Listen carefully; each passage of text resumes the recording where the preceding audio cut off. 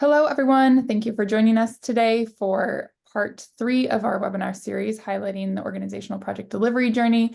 Today, we're going to be talking specifically about how to go from stage 3 to stage 4, so organizational project delivery to strategic project delivery.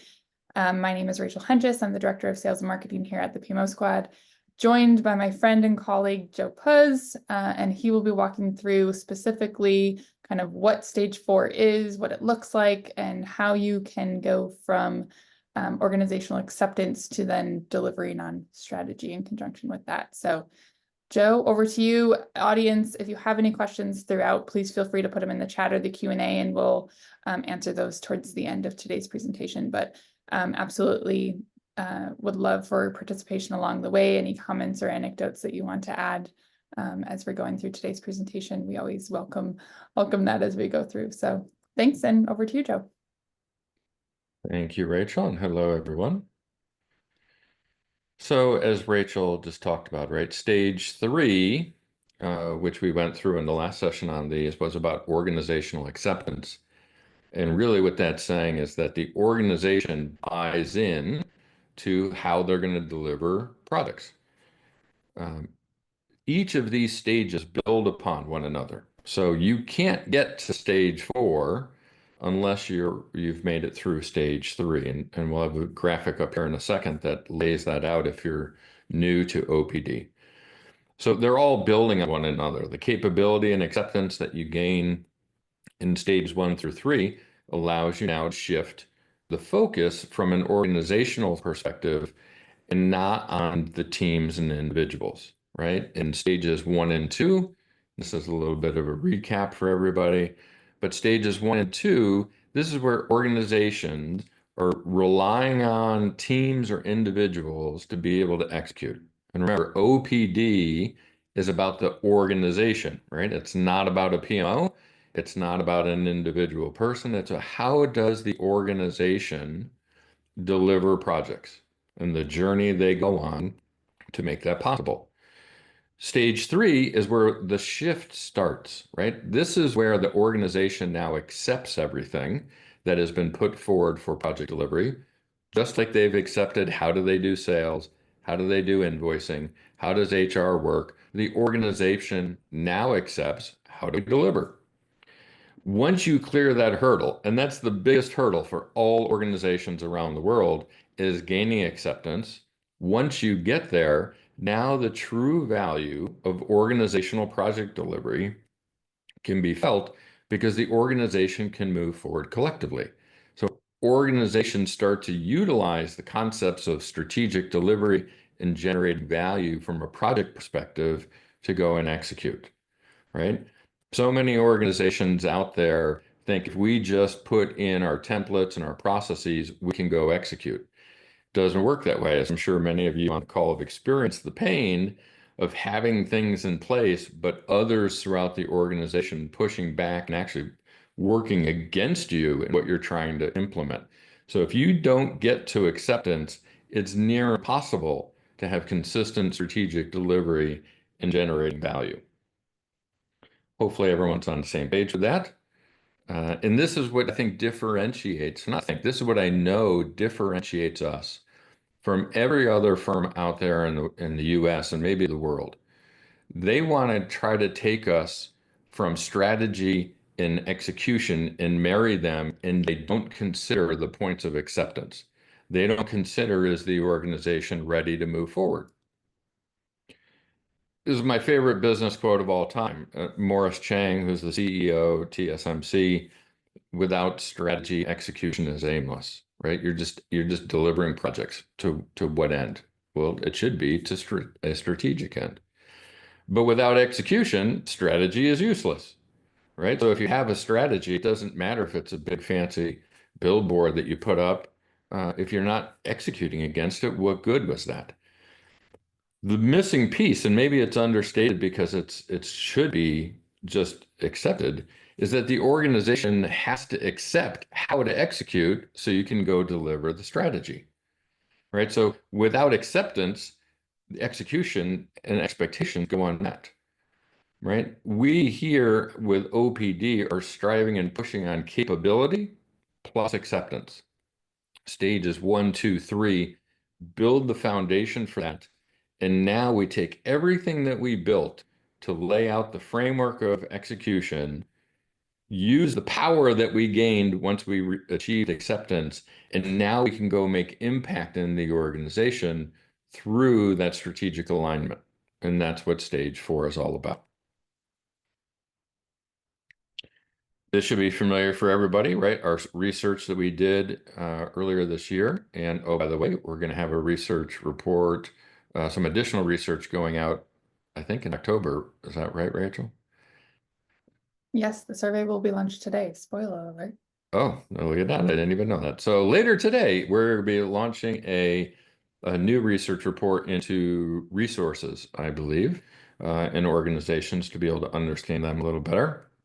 But we did this research earlier this year related to OPD, and we asked the question, where are you in your organization in the OPD journey? And only 17% of the respondents came back and listed that they were in the strategic stage of this, right? That doesn't surprise me, unfortunately. As a consulting firm, we work with organizations that are seeking to improve and trying to get better. But boy, it's kind of disappointing, right? That only 17% of the organizations, and then even lower number, 7% when we get to that next webinar we'll do probably in a month or two about generating value. Very few organizations get here, right? It's less than a quarter of the organizations. So one thing people have asked me since we started this series is, hey, can't you put together a graphic to help me understand all this a little bit better? Well, yes, as a matter of fact, we can. We've had it all along. We just never publicize it for you, right? We have our 7 criteria that help us understand where an organization is relative to their stage within the journey. And each of these sessions that we've had, we've listed those out, but we haven't put them collectively here. We've hidden stage 5 because, again, we're going to be having a webinar where we'll unveil those too. But in the move from 3 to 4, that's what we're talking about today. Oops, sorry about that.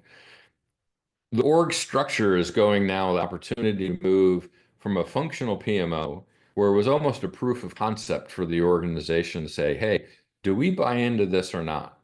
And when they do, that's the opportunity to move out of a functional alignment into a strategic alignment at the enterprise level.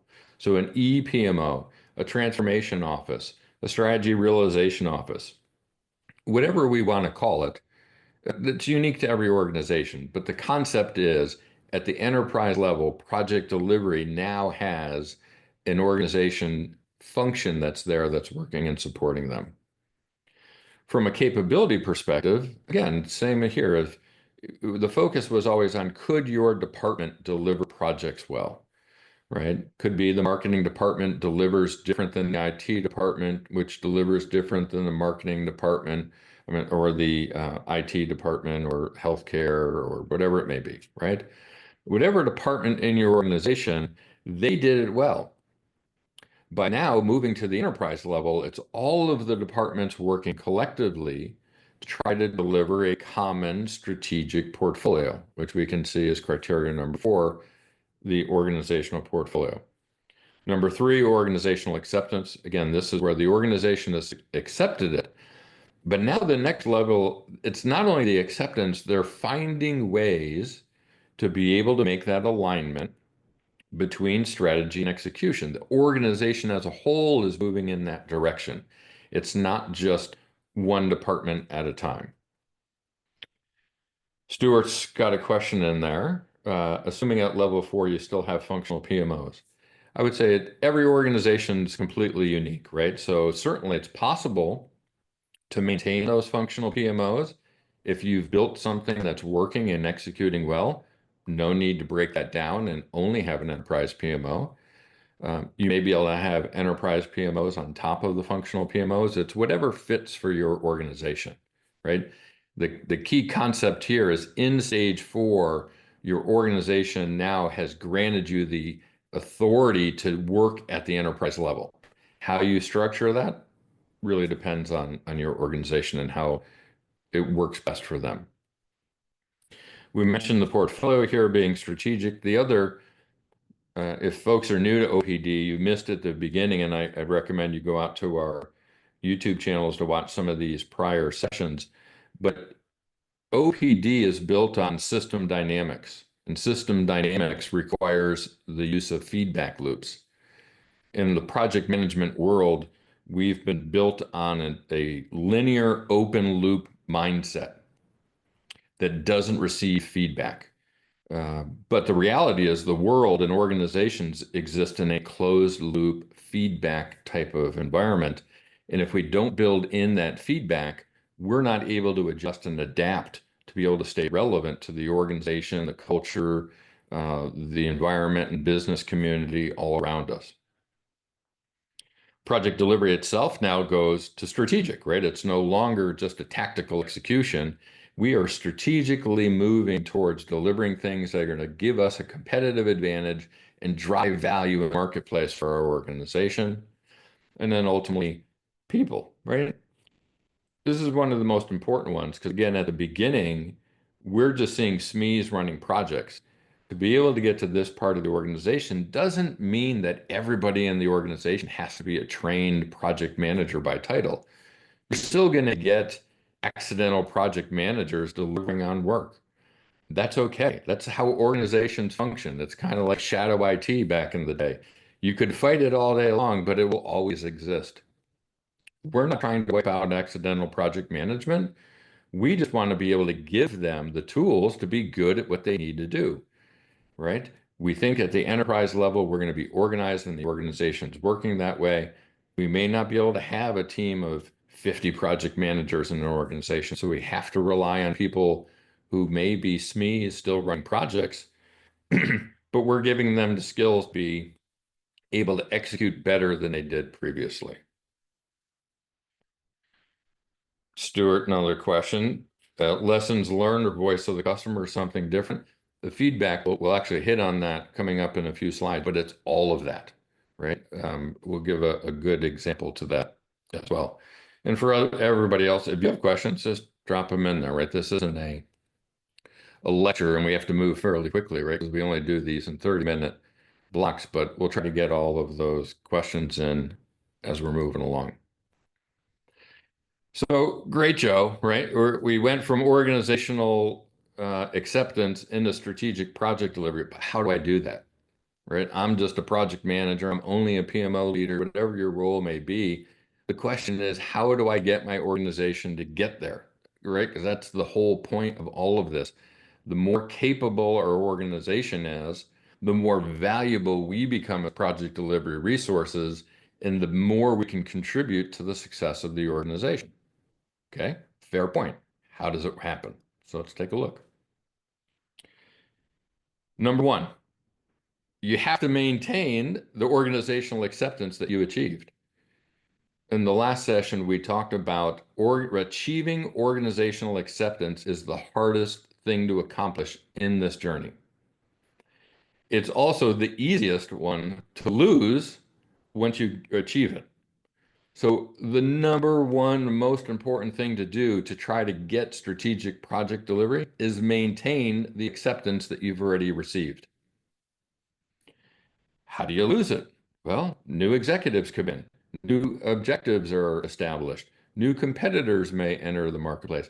There's a whole host of influences that are weighing on an organization that make it, choose to go in a different direction. You have to fight for the ground that you've taken. And in order to do that, you have to be aware of everything. It goes back to those feedback loops. Number two, gaining that alignment between strategy and delivery, right? You have acceptance now in the organization. They're buying into your delivery, right? How we deliver, they're on board. Now we have to make the connection. This is a new element. How do we take that delivery that we've built and put the hooks into it to ensure that it aligns with strategy? And Mary, I see your comment. That's right. It's something that is often isn't considered. Absolutely correct. It's why PMOs make progress and then move backwards. Make progress and move backwards, right? The organizational leaders, PMO leaders, think that once we've hit that point of acceptance, it just stays. It doesn't. Unfortunately, we have to fight for that, right? We have to maintain that. Portfolio decisions now have to be aligned to support the strategy, right? We've most likely been working with the portfolio up until this point. It's been at a functional level, but now we have to align it to strategy. Certain things as a manager within a department may no longer be approved because we're working with a strategy of the organization. And again, that is an element that's going to push back on org acceptance. Because if I'm a manager, my pet project's no longer approved. Hey, I don't know if I buy into this anymore. You have to make sure that you're constantly working to get that support that you need. Same resource decisions. Same with budget decisions. Here's another interesting one. Often we in the project delivery world don't think this way, but we need to start thinking this way. Compensation aligned to strategic delivery. Our job is to deliver strategic outcomes. Wouldn't it be interesting if we had plans in place to ensure that we were rewarded when we did that? Something to consider. And we're going to look at each of these in a little bit more detail as well. Performance, same thing, right? If the organization accepts what we're doing, we've aligned to the strategic portfolio, and the portfolio items are impacting our decisions on budgets and resources, shouldn't our performance be aligned to that as well? And then lastly, feedback loops across the organization. Going back to Stuart's question, coming up in a moment here, we're going to talk a little bit about what those look like. So these 8 items are the keys that we have to use as we've moved from organizational to strategic to ensure that we have the organization moving and maintaining all of the progress we've had and moving towards strategic alignment. So let's look at them in a little more detail, right? Because this is kind of, we're drilling down layer by layer to get to the details. So how do we maintain organizational acceptance? Probably something you've never thought of before. The PMO leader becomes a marketing leader. You have to ensure that the awareness is out there for what you're doing, not just on your process, because that's how we think, right? We're going to let everybody know what processes they need to follow. Wrong, right? That has to stop. We already achieved that when we hit acceptance. The marketing campaigns we're doing now are what are the results that we're producing? What are the outcomes that the organization's getting? What are the benefits that individuals and departments are feeling because of this acceptance that we achieved? We have to market what we're doing to ensure the organization buys into it and continues to buy into it as it changes. Number 2, organizational alignment with strategy and delivery, right? So how do you do that? You can't do it if you're not in the sessions. So if you've achieved acceptance, your next step is to validate that by ensuring you participate in strategic sessions. And I see some discussion. We'll get to those in a little bit here in the chat, right? So if you're accepted and we're working towards strategic, you have to be a part of that. You don't have to lead those sessions, but you need to be able to participate, right? You're not just in them, you're an active participant. You're involved in the discussions and the decision-making process. For the portfolio, same thing. Do you have, and by you, I mean the organization, does the organization have the right tools, data, and then the communication to support the portfolio alignment to strategy? If you can't connect the dots in a very simple visual cue for executives, you're lost them, right? So you have to be able to put this together. In some of the other research we've done, we recognize that Excel is consistently ranked as the #1 project management tool utilized by organizations around the world. Well, guess what? If you're relying on Excel, there's charts that you can make in Excel, and you can make this be very visual. So we're not going to tell you which tools to use. A tool like Transparent Choice is a great choice that does portfolio management well. But you have to be able to have a way to be able to collect the data. You have to be able to communicate it. Having it is not good enough. It goes back up to the marketing campaign. If we're able to capture the information, how are you communicating it? You are a business leader if you are running the PMO. You are not a project manager anymore. You have to be able to communicate what you are bringing to the organization and the impact that you're making.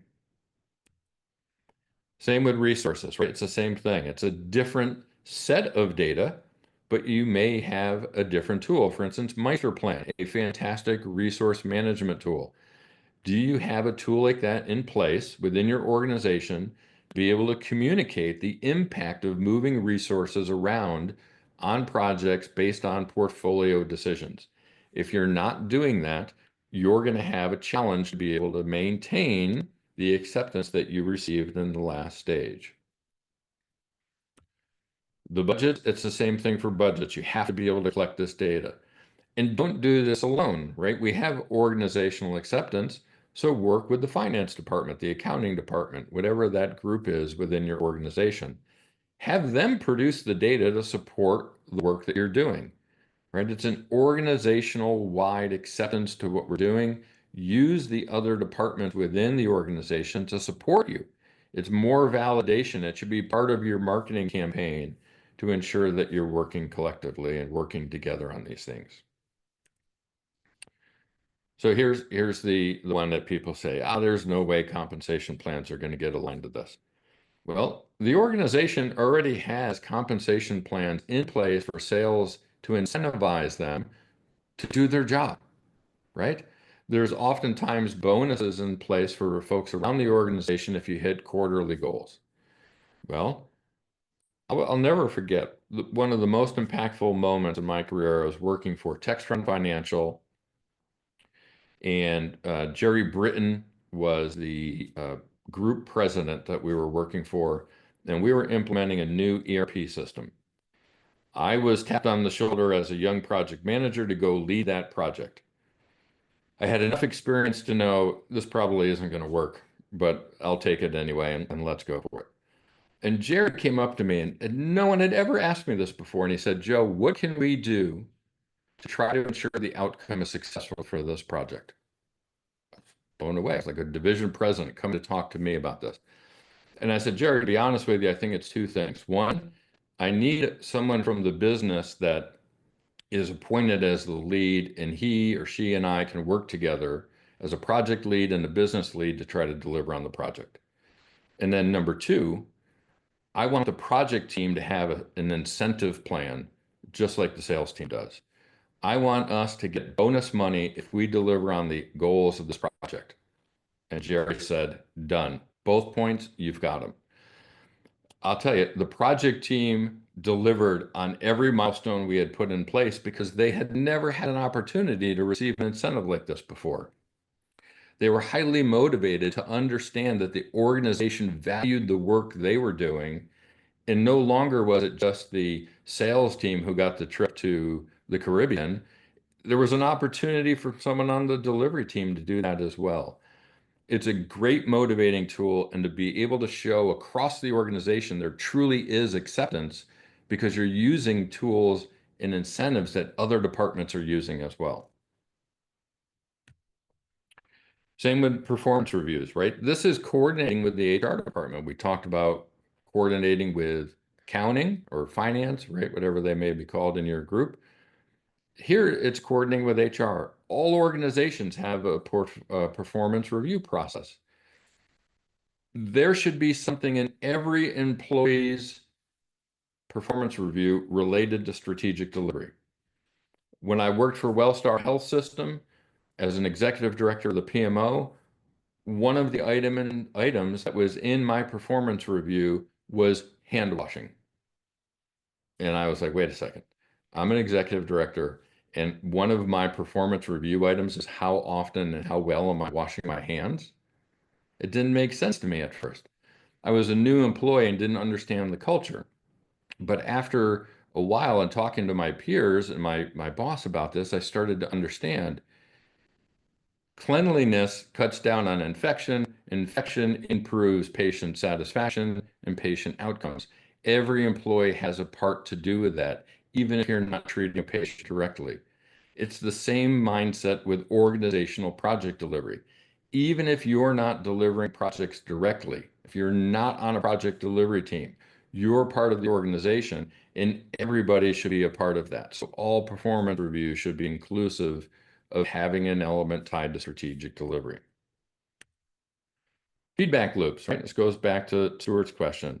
And he has thrown out a couple of options there. So absolutely, lessons learned, I call them debriefs. Road shows where you're working within departments and you're letting them know the impact that you're making. Chats, right? If you're using Slack or Teams or some other form of communication to be able to have real-time chats. A PMO portal or a project delivery portal where people can come in and submit ideas, ask questions, do what they want to do. Go to lunch with people, right? Get away from the desk and go out and talk to people. Just have conversations with them. If you're in remote settings, that could be a little bit different. But there's a lot of opportunities for us to be able to engage either directly or indirectly, anonymously or known, to be able to receive and give that feedback for us to understand how the process is working and where do we need to improve.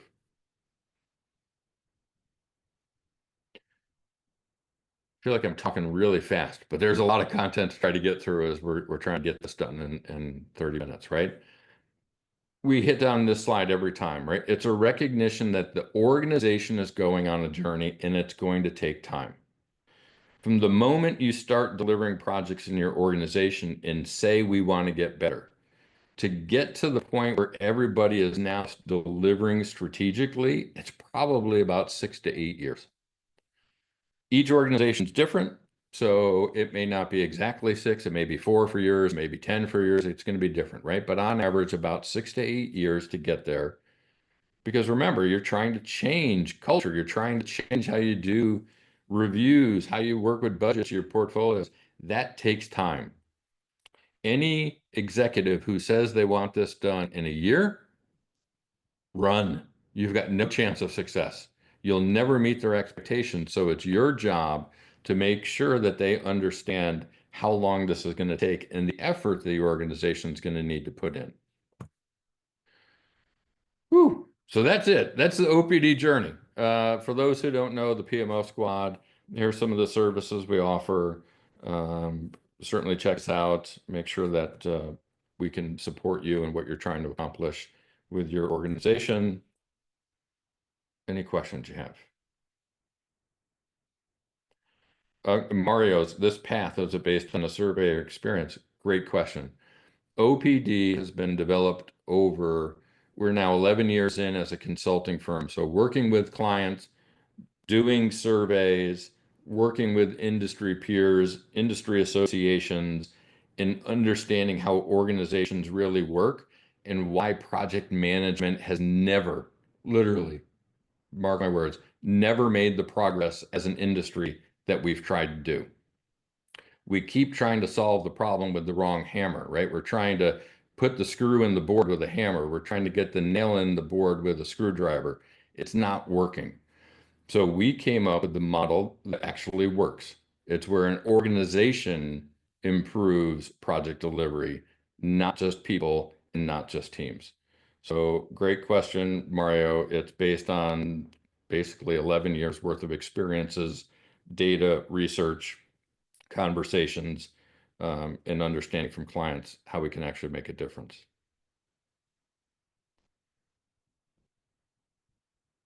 Looks like some good comments in there. Any other questions that we have? I don't see any other questions, but because you spoiled it, Joe, I did put the link to the people-focused project management survey in there. So if anybody would love to participate in that, obviously your experience as a project management leader, consultant, etc., are really valuable to the research that we do.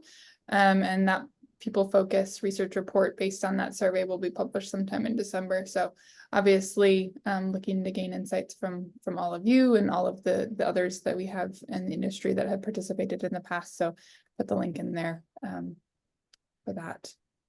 I just see a question from Ashok in here. Do we have an example bonus type template? We have a lot of templates, as most of you probably know, on our site that we do just hand out and let anybody use.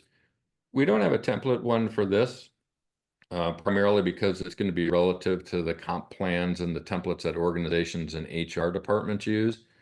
But I think if you can begin the conversation, the client you're working at or the company that you work with then has the right documents you need to be using there. So I think the concept and the discussion is more important than the template in this case.